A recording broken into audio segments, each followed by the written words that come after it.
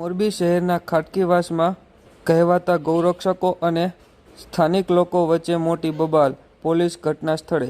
બાબતે પ્રાપ્ત માહિતી મુજબ મોરબી શહેરના ખાટકીવાસ ખાતે આજ રોજ રવિવારે બપોરે 3:30 વાગ્યાની આસપાસ મોરબીના કહેવાતા ગૌરક્ષકો અને ગુનાહિત ઇતિહાસ ધરાવતા ઈસમો દ્વારા ગૌ તસ્કરી મામલે ખાટકીવાસ ખાતે તપાસ કરવામાં આવી રહી હોય દરમિયાન સ્થાનિક લોકો વચ્ચે મોટી તકરાર સર્જાઈ હતી, જેના કારણે સીન સપાટા કરવા માટે આવેલા લોકો પોતાના વાહનો મૂકી નાસી છૂટ્યા હતા. જે મામલે બનાવની જાણ થતાં હાલ તાત્કાલિક પોલીસ કાફલો ઘટના સ્થળે પહોંચ્યો હોવાની વિગતો મળી રહી છે.